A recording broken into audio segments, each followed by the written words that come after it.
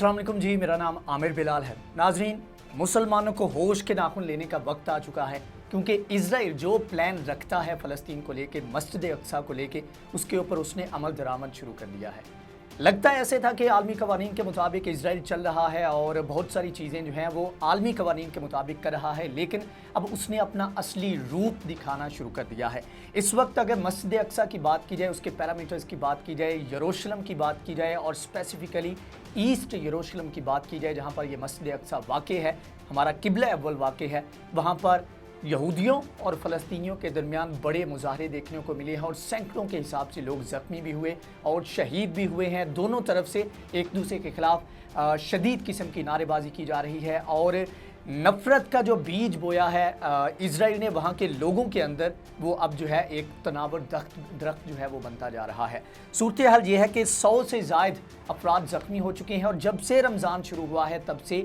ये मुसलसल झड़पों का सिलसिला जो है ये वहाँ पर जारी है। 50 के करीब अफराद को गिरफ्तार किया गया है और सूरत हाल ये थी कि जैसे ही रमज़ान शुरू हुआ तो जहाँ से ये तमाम तर सूरत हाल ख़राब हुई और मामलात जो है वो ख़राबी की जानिब जाना शुरू हुए। रमज़ान शुरू हुआ और मुसलमानों का रमज़ान के अंदर क्या रूटीन होती है सबको पता है, और मुसलमानों का वहाँ पर होते हुए मस्जिद अक्सा में फ़लस्तीनियों का राइट है, वहाँ पर उनका गार्डियनशिप जो है जॉर्डन के पास है, लेकिन सिक्योरिटी फोर्सेस वहाँ पर इजराइल की हैं। तो वहाँ पर जितने भी फ़लस्तीनी हैं उनको राइट है कि मस्जिद अक्सा उसके पैरामीटर में, और वहाँ पर एक मखसूस इलाका है जिसका नाम है जफ़ा के इलाके में वहाँ पर जो फ़लस्तीनी हैं वो वहाँ पर इकट्ठे होते थे, वहाँ पर इज्तिमा करते थे, या दूसरे लफ्ज़ों में कह लें कि नमाज तरावी और दीगर जो है वहाँ पर इजलास जो है उनका इनेकाद किया जाता था और बड़ी तादाद में लोग वहाँ पर जमा हुआ करते थे। लेकिन इस मरतबा जब रमज़ान शुरू हुआ तो वहाँ पर जो इजराइली थे उन्होंने वहाँ पर लोगों को इकट्ठा होने से रोक दिया। वहाँ पर कभी खुद सामने नहीं आए, लेकिन यह है कि वहाँ पर जितने भी जो यहूदी थे जो कि तासुब पसंद यहूदी थे वहाँ पर उनको भेजते थे और वहाँ पर वो नारेबाजी करती थी और वहाँ पर साथ में फोर्सेस भी लोगों को इकट्ठा होने से रोकते थे।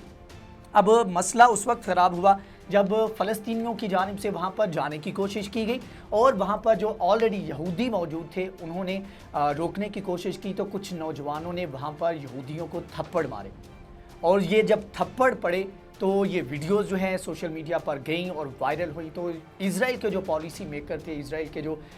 इंतज़ामिया थी, उसने जो है वहाँ के जो उनके पार्लियामेंटेरियन कह लें, वो वहाँ पर जो लोग थे उन्होंने इसके ऊपर शोर डालना शुरू कर दिया, जी ऐसी की तैसी ये वो, और उसके बाद सूरत हाल इस तरह ख़राब हुई कि वहाँ पर ऑपरेशन किया जाने लगा और सैकड़ों के हिसाब से फ़लस्तीनियों को अब तक गिरफ़्तार किया जा चुका है। अब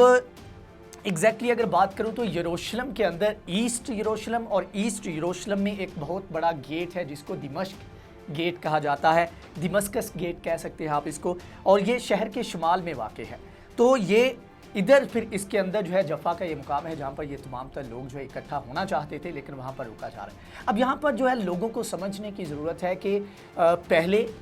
घेरे में लिया पूरे इलाके को और उसके बाद उसके ऊपर सिक्योरिटी फोर्सेस के थ्रू कब्ज़ा किया और पहले अलाउ किया कि जी देखें हमने तो सिक्योरिटी के पर्पज़ से यहाँ पर कब्ज़ा किया था, या कब्ज़ा तो ऑफ कोर्स वो नहीं कहेंगे, हम यहाँ पर सिक्योरिटी पर्पज़ के लिए हैं, लेकिन जहाँ पर जितने भी मुसलमान हैं फ़लस्तीनी हैं उनको राइट है कि वो अपनी जो है प्लेसेस पे जाकर अपनी प्रेयर कर सकें, अपनी इबादत कर सकें। लेकिन अब बज़ाते खुद हुकूमत तो सामने नहीं आएगी, लेकिन ये एक टैक्टिक है, हुकूमत सामने नहीं आएगी लेकिन इस तरह के जत्थे जो हैं उनको भेजेंगे और वो लोगों को तंग करेंगे। तो ऑफ कोर्स जो शरीफुल नफ्स वहाँ पर लोग होंगे, जो झगड़ा नहीं चाहते, जो एजिड लोग होंगे, वो तो इस चीज़ से अवॉइड करेंगे, आ जाके नौजवान रह जाएंगे और नौजवानों को बेवकूफ़ कह के अब कोई भी उनके साथ कदम जो है उनके खिलाफ जो उनको प्रोवोक कर सकते हैं, उनके खिलाफ कदम उठा सकते हैं। और जहाँ पर अगर इस चीज़ को रोका ना गया तो आने वाले वक्त में यहाँ पर बहुत बड़ा खून खराबा होने जा रहा है। अमेरिका की जानिब से अब देखें, दोहरा मियार चेक करें कि जहाँ पर इंसानी हकूक़ की बात की जाती है तो हर किसी को रगड़ा लगाते जो बाइडन जो है वो नज़र आते हैं, लेकिन यहाँ पर जब मुसलमानों को और ख़ास तौर पर फ़लस्तीनियों के ख़िलाफ़ इस तरह के इक़दाम किए जा रहे हैं, एक तरह से कत्ले आम की तरफ सारी सिचुएशन जा रही है, तो तब अल्फाज क्या यूज़ किए जाते हैं, जी तहम्मुल का मुजाहरा करें, सब्र का मुजाहरा करें, बुर्दबारी का मुजाहरा करें, और इसके ऊपर किसी एक्शन लेने की कोई धमकी नहीं दी जाती, क्योंकि ऑक्युपाइंग फोर्सेस जो हैं वो इजराइल की हैं और जुल्म जिनके ऊपर हो रहा है वो यहाँ पर मुसलमान हैं, यहाँ पर फ़लस्तीनी हैं। यहाँ पर चलें, आप कह सकते हैं कि ठीक है उनका एक तरीक़ाकार है, वो एक डबल स्टैंडर्ड रखते हैं, लेकिन जहाँ पर होश के नाखून लेने की ज़रूरत है, थोड़ा सा आंखें खोलने की ज़रूरत जो है वो मुसलमानों के है, मुसलमानों के लीडर्स को है। जहाँ पर आप छोटी छोटी बात के ऊपर एक दूसरे के दस्तों गिरेबां हो जाते हैं, लेकिन यहाँ पर फ़लस्तीन का कोई बड़ा इंसिडेंट जब तक नहीं होता यहाँ पर कोई भी नहीं बोलता। और यहाँ पर जब ये लोग एहतजाज कर रहे थे, तकरीबन 100 मीटर के डिस्टेंस के ऊपर थे और एक दूसरे के खिलाफ नारेबाजी कर रहे थे, तो यहूदी जो नारे लगा रहे थे वो कह रहे थे डेथ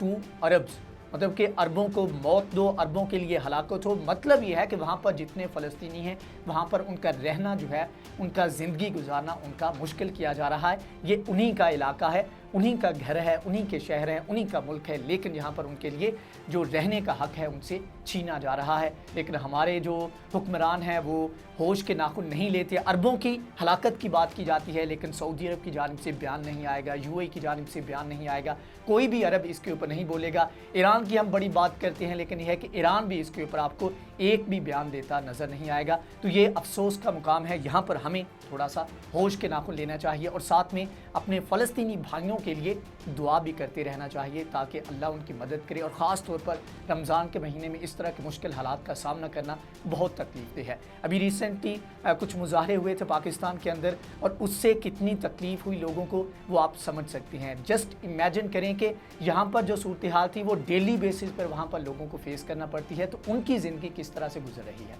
तो दुआ करें, और हम भी दुआ करते हैं, और आलमी जो लीडर हैं और ख़ास तौर पर मुस्लिम लीडर हैं उनसे तवक्को करते हैं कि वो इस चीज़ के ऊपर कोई एटलीस्ट एहतजाज रिकॉर्ड करवाएं और उसके बाद एक्शन की बारी आएगी। लेकिन बहरहाल ये बहुत ही अफसोसनाक सूरत हाल बन चुकी है, जिससे उम्मीद करते हैं कि आगे ज़्यादा वर्सन सूरत हाल जो है, कंडीशन जो है, सिचुएशन जो है वो ना बने।